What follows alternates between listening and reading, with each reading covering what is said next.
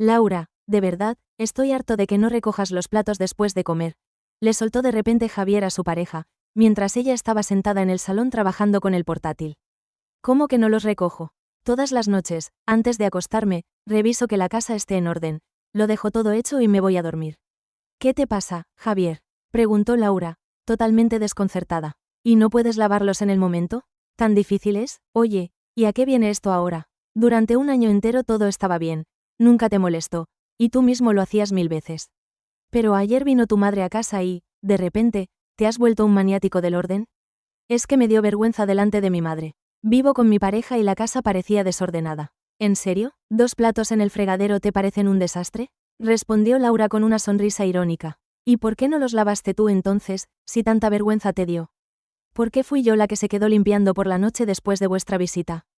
Porque tú eres la mujer. ¿Y qué tiene que ver eso? No le veo la relación, Javier. ¿O es que tu madre te ha metido en la cabeza que solo las mujeres tienen que ocuparse de la casa? Pues siento decepcionarte, así ha sido toda la vida, y nadie se ha quejado. ¿O es que tú eres mejor que las demás? ¿Mejor que mi madre? ¿Que mi abuela? Tu madre no trabajaba cuando se casó con tu padre, según lo que tú mismo me contaste. Y tampoco tenía un piso propio donde fuera la dueña absoluta. Replicó Laura con firmeza, notando cómo él se estaba volviendo cada vez más prepotente desde la visita familiar. ¿Y eso qué? ¿Es algún mérito especial? Hoy en día todo el mundo trabaja y tiene piso. Mi hermana también trabaja, y en su casa no he visto nunca un plato sucio. Pues vete a vivir con ella, entonces, Javier. Y deja de presionarme, por favor. Me avergüenzas, dijo él con tono ofendido antes de salir del salón. Laura se quedó frente al ordenador. No tenía ninguna intención de seguir una discusión absurda. Había dicho exactamente lo que pensaba. Si Javier no estaba conforme, nadie lo obligaba a quedarse. Hasta el día anterior, su relación había sido buena. Todo cambió cuando él empezó a reprocharle que era descuidada y que se sentía incómodo delante de su madre. Lo curioso era que la madre de Javier siempre se mostraba amable y sonriente con Laura. Nunca le dijo nada directamente, ni la criticó en ningún momento. ¿Y qué había que reprocharle? Laura era una mujer trabajadora, con su propio piso. En su casa siempre había orden.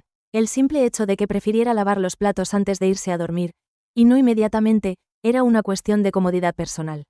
Y en su propio hogar nadie tenía derecho a decirle cómo debía organizarse. Quizá por eso la madre de Javier no le dijo nada a la cara. Prefirió influir en su hijo para que fuera él quien pusiera las cosas en su sitio, como si tuviera que recordarle cuál era su papel como mujer. Pero Laura tenía claro que cumplía con sus responsabilidades, independientemente de lo que pensara su pareja, que ni siquiera era su marido. O su suegra en la sombra, que sonreía en persona y criticaba a escondidas, deteriorando el ambiente familiar. Desde aquella conversación absurda por 2 o 3 platos en el fregadero había pasado una semana. Laura siguió trabajando, haciendo encargos desde casa con el ordenador y llevando su hogar como ella consideraba correcto. Javier también continuó con su trabajo. Era vendedor en un concesionario de coches, sin grandes aspiraciones ni ambiciones destacables. En el trabajo Javier no destacaba especialmente. Sin embargo, en casa se comportaba como si fuera una autoridad incuestionable y descargaba su mal humor con Laura. Ya no le decía nada directamente, pero dejaba claro su descontento. Fruncía el ceño cuando ella, de forma deliberada y delante de él, dejaba los platos en el fregadero, o soltaba un suspiro de desaprobación. Laura se reía para sí misma. Al fin y al cabo, estaba en su propio piso. Si la vivienda hubiera sido de él, quizá habría intentado imponer normas.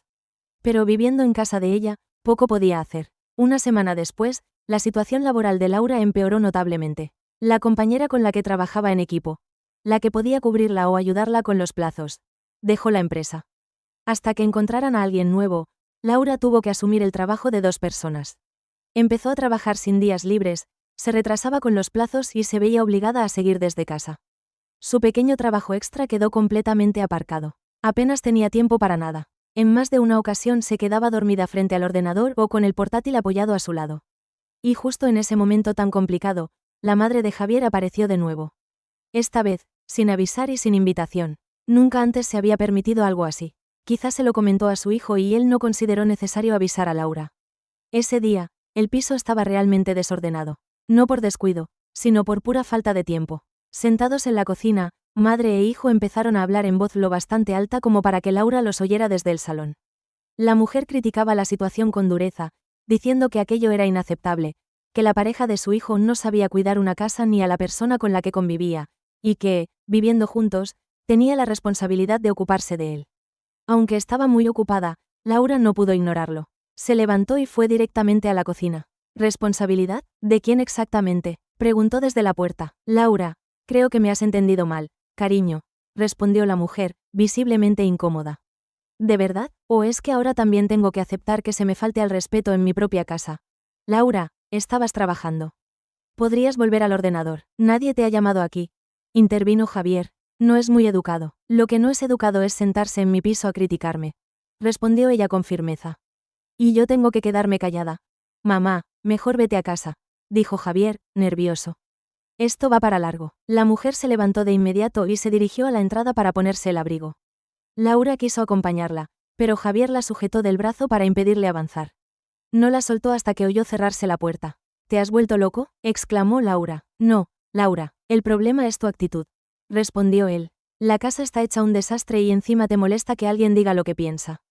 ¿Y por qué no haces tú nada? Aquí no vivo sola, replicó ella. Claro, ahora resulta que yo tengo que hacerlo todo, ironizó. Ya sé cómo sois algunas. Os acomodáis y esperáis que os mantengan. ¿Perdona? ¿Y quién te está pidiendo eso? Todavía nadie. Y quiero que siga así. Por eso tienes que encargarte de la casa, no solo de tu ordenador. ¿Y desde cuándo decides tú lo que debo hacer en mi propio piso? Desde que soy el hombre de esta relación, contestó Javier con tono autoritario. Si antes no decía nada era porque te tenía consideración. Pero ya has cruzado demasiados límites. ¿Qué límites? ¿De qué estás hablando? ¿De cómo le has hablado a mi madre? Si de verdad hubiera perdido el control, la conversación habría sido muy distinta. Y te aseguro una cosa. No quiero más visitas sin avisar en mi casa, dijo Laura, muy alterada. Sí, claro, respondió Javier con una sonrisa sarcástica. Siempre le había resultado casi divertido ver a Laura enfadarse, aunque en ese momento esa mezcla de burla y rabia le alteraba todavía más. No podía aceptar que ella hubiera levantado la voz a su madre ni, mucho menos, que dejara claro que no quería volver a verla en su casa. Mi madre va a seguir viniendo cuando le dé la gana, dijo con frialdad. Y si sigues tratándola así, serás tú la que se largue de casa. Me da igual de quién sea el piso. Acostúmbrate a las nuevas reglas. ¿Nuevas reglas? Laura sonrió con calma. Pues ahora mismo vas a conocerlas tú. Dicho esto, se dirigió al recibidor, abrió la puerta principal y empezó a sacar al rellano las zapatillas, chaquetas y todo lo que pertenecía a Javier. ¿Te has vuelto loca? Para allá, gritó él, fuera de sí. ¿Qué pasa? Vete con tu madre y seguid opinando sobre mí todo lo que queráis. Pero aquí no vais a volver ni ella ni tú.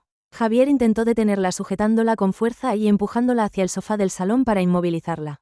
Voy a recoger mis cosas y tú vas a encargarte de dejarlo todo como estaba, le dijo con tono amenazante. Y mientras lo haces, piensa en lo afortunada que eres por mi paciencia. Laura sintió un impulso inmediato de llamar a la policía. Sin embargo, sabía que la espera podía ser larga. Mientras trataba de calmarse, vio que la puerta de entrada seguía abierta. Sin pensarlo más, se levantó rápidamente y la cerró de golpe, justo cuando Javier regresaba con un par de zapatos en la mano. Se quedó fuera, sin llaves, solo con el móvil en el bolsillo. Ábreme ahora mismo, gritó, voy a llamar a la policía. Hazlo, respondió ella desde dentro. Así no tendré que explicarme demasiado. Y aprovecha para pensar cómo se trata a alguien que te ha abierto las puertas de su casa. Tus cosas están ahí fuera, no pasarás frío. Aún así, Laura fue la primera en llamar a la policía, porque Javier empezó a golpear la puerta, a gritar e insistir en que no tenía derecho a echarlo del piso. Ella no respondió, simplemente continuó metiendo todas sus pertenencias en bolsas y dejándolas junto a la entrada. Cuando llegaron los agentes, Laura abrió la puerta solo después de asegurarse de que Javier estaba acompañado por ellos. Él se apresuró a explicarles que su pareja lo había echado injustamente. Al preguntarle a Laura por el motivo, ella mostró la escritura del piso, donde constaba como única propietaria. Es mi expareja, dijo con serenidad. Vivía aquí conmigo, pero la convivencia se ha vuelto insostenible. Javier perdió los nervios al oírla e intentó abalanzarse sobre ella, pero los agentes reaccionaron de inmediato y lo inmovilizaron antes de que pudiera hacerle daño. Le indicaron a Laura que, si notaba cualquier molestia física posterior, acudiera a un centro médico para dejar constancia. Javier fue sacado del edificio entre protestas, insultos y resistencia, lo que terminó provocando que los agentes se lo llevaran para pasar la noche bajo custodia policial. Las cosas de Javier seguían en el piso de Laura. Sin pensarlo demasiado, ella llamó a su madre y le dijo con total calma que, si quería ver a su hijo, ahora solo podía hacerlo en comisaría. Y que, si necesitaba recoger su ropa y pertenencias, podía pasar a buscarlas cuando quisiera. La mujer empezó a gritarle por teléfono, Pero Laura no entró en la discusión. Simplemente colgó. Unos 40 minutos después, la madre de Javier apareció para recoger las bolsas, que ya estaban en el rellano. Igual que antes había hecho su hijo, comenzó a llamar insistentemente a la puerta, exigiendo que Laura la dejara entrar. Desde dentro, Laura respondió con firmeza. Este es mi piso. Aquí solo entra quien yo decido. Y usted no es bienvenida. Dedique su tiempo a enseñarle a su hijo cómo se respeta a las personas que le han tendido la mano, en lugar de venir a exigir derechos que no tiene. Durante casi una hora, la mujer siguió llamando y protestando. Laura, sin embargo, se puso los auriculares y empezó a limpiar la casa. De lo más importante ya se había deshecho ese mismo día. Ahora solo quedaba borrar cualquier rastro de aquella etapa. Y no le importaba en absoluto lo que se gritara al otro lado de la puerta.